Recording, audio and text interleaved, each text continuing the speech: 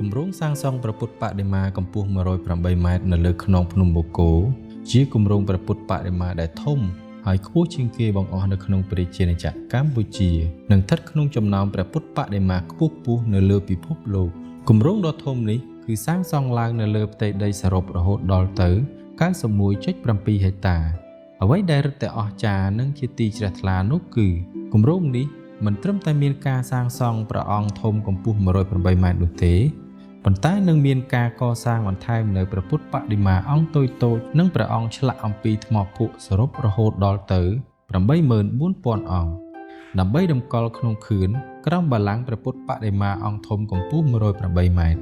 ពុទ្ធបរិស័ទជិតឆ្ងាយអាចចូលរួមចំណែកក្នុងមហាកុសលនេះតាមរយៈការជឿព្រះពុទ្ធបដិមាអង្គតូចៗអ្វីដែលពិសេសបំផុតនោះគឺបងប្អូនអាចចែករកឈ្មោះខ្លួនឯងគុណូបការីជនបុព្វការីជននិងក្រុមគ្រួសារដើម្បីបន្សល់ទុកជាកេរដំណែលប្រវត្តិសាស្ត្រដ៏យូរអង្វែងនិងជាទីគោរពសក្ការៈដ៏ឧត្តមឧត្តមដល់កូនចៅជំនាន់ក្រោយជារៀងរហូតសម្រាប់ព័ត៌មានបន្ថែមអំពីការជាវសូមទំនាក់ទំនងតាមរយៈលេខទូរស័ព្ទដែលមាននៅលើអេក្រង់នេះ